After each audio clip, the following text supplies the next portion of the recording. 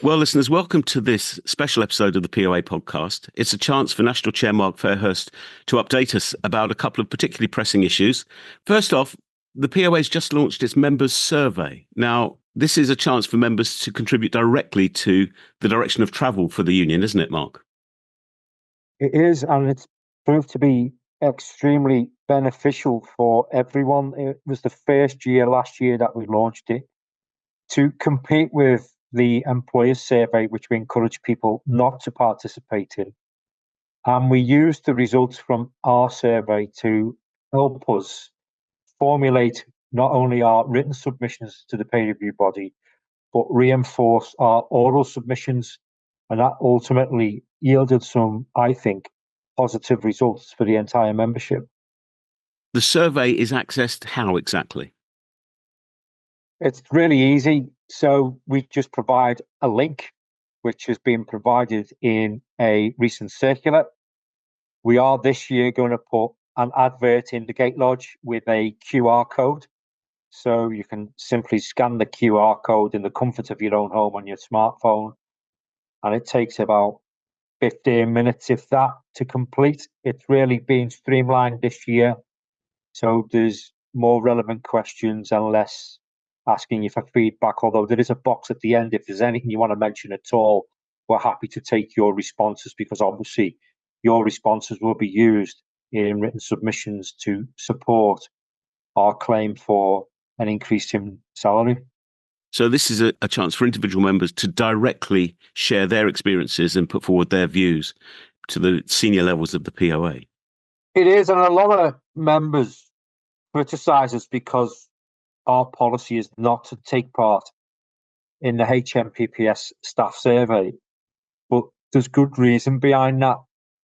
And I think this survey for POA members, it really does ask the questions that the staff survey doesn't, probably because senior leaders in HMPPS don't want to hear what the reality of life on the Landons for our staff really is. So at the moment, it's only relevant for those working in public sector prisons in England and Wales, because we're the ones who are subject to a pay review body.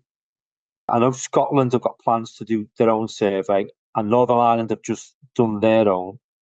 And as for psychiatric hospitals, they're under NHS. So this is specifically for those staff who haven't got the right to strike, which is prison officers in England and Wales. Northern Ireland haven't either, but they've had some good results on pay. So this is specifically for us, because if we're going to tell you not to complete the HMPPS survey, then it makes sense to have something alternative in place specifically for you. And I understand the reservations you've expressed about the HMPPS survey, in the sense it doesn't ask the questions that the union itself feels are the most pertinent. But are there other problems with the employer's survey that make it important actually to put energy into completing the POA survey rather than the employer's one? Yeah, because history tells us that in the past, the employer has used the results of their survey to include in their submissions to the pay review body, which have been degrading for officers and haven't assisted us at all in getting decent pay rises, because they will use the results of their survey against us. But what people have got to realise is it's not a bespoke survey for frontline operational staff in prisons. It's a civil service survey. So the majority of people responding to that survey are non-operational staff, working in headquarters, working in hubs outside the jails, and mostly working from home. My members don't get the opportunity to work from home. So when they come out with things like, do you feel safe in your workplace? And over 50% of respondents say yes. That's not a realistic reflection of life on the Landons for my members. Once again, proof positive that the only authentic voice for operational staff is the POA. It is, because we've got a lot of issues at the moment with new recruits who go through 6 weeks training and then are expected to be fully conversant with everything that's realistic in their prisons. And we know that their training doesn't adequately equip them for the reality of life on the Landons. So the survey doesn't really delve into new recruits and the training they receive. ours does. Doesn't ask them if they think they're getting fully supported when they're on the land ends live. Ours does. And it doesn't ask them about line managers and ongoing training. Ours does. So ours delves right into the mix of all the issues that we're getting told about by our members. And there's only one way to resolve them, and that's by POA members refusing to fill in the staff survey and filling in the POA survey instead, so we can send it to the employer and say, there you go, that's what your staff really think of you. That's the reality of life on the landings for people that you're employing. You need to do better. So there you are, listeners. That's the whys and wherefores behind the POA member survey. It'll take you just 15 minutes to complete, and it is vital that members' experiences are fed into this process in order to counter some of the shortcomings, shall we say, of the management authored survey.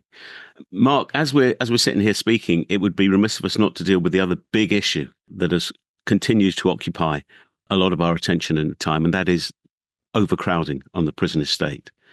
We hear a lot about possible policy initiatives from government to relieve the situation. But as far as members are concerned, what should they be particularly aware of during this period of extreme overcrowding?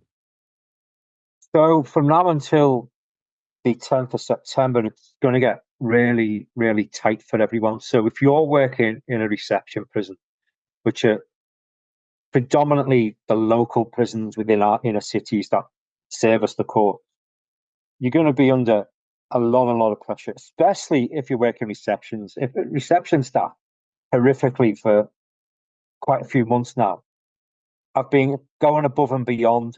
And when I say that, I've heard of some instances where reception staff, through their own goodwill, commendable to them, are staying on till 2, 3, 4 o'clock in the morning to accept new receptions because prisons have been that full and vans have been driving around trying to find a space.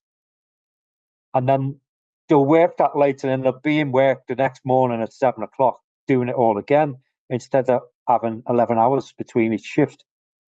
I mean, that just shows you the level of professionalism and dedication POA members have on the front line, which isn't appreciated by anyone within the service. You know, you get no appreciation or thanks for it. Well, I think it's commendable. It just shows you what a fantastic membership I represent. So reception staff are going to be under a great deal of pressure. Wing staff are going to be under a great deal of pressure because there's going to be no spare capacity anywhere. So for the next 3 weeks, I think we'll just about scrape it. You'll be releasing people. No sooner have you released people, you'll be getting them in from the courts or police cells. So I would say for the next 3 weeks, just stick with it, support each other, because on the 10th of September, we're going to have at least 2,500 releases, I think. So come the 11th of September, there will be some spare capacity, and then another tranche in October. So by the end of the year, we probably would have released about 5,500 prisoners, which I'm hoping will give us some breathing space.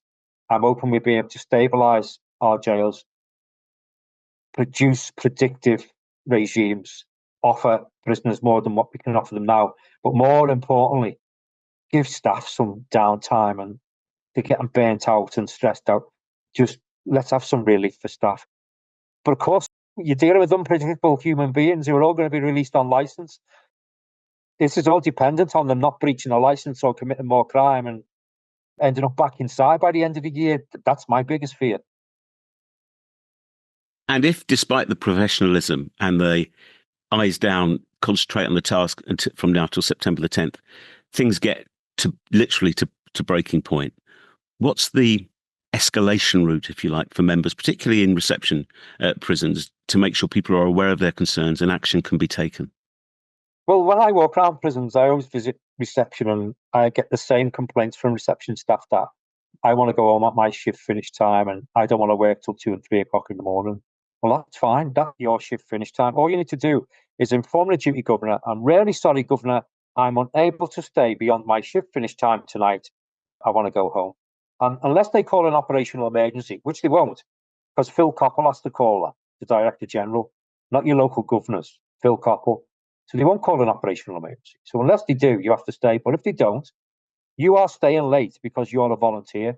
And I fully expect if you volunteer out of goodwill to stay late, to process new deceptions, then I would ask for overtime, I would ask for payment plus, and I would certainly ensure that I had adequate rest periods between the end of my shift and the start of my next one.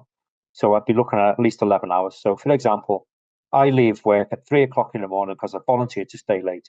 I'm not coming back until 2 o'clock the next afternoon because I want my rest periods. Because you can't go on out of sheer goodwill doing your best for this employer when they don't appreciate you, and you're going to burn yourself out. Because let's be honest, if you're knackered in work because you haven't had adequate sleep and you make a mistake, do you think your employer's going to back you? Not a chance. They'll throw you to the wolves, and it'll be us who's left to pick up the pieces. Wise words indeed, Mark. Thank you very much indeed, and I'm sure we'll return to both these subjects in our future discussions. My thanks, as ever, to National Chair Mark Fairhurst, and members are urged to keep in particularly close contact with their branch officers during this difficult period. The latest news from POA headquarters can be found by visiting the union's website, poauk.org.uk, and also to keep an eye on social media channels such as Facebook and X. Thank you for listening to this special episode of the POA podcast, and we hope you will join us for our next regular episode. Thank you and goodbye.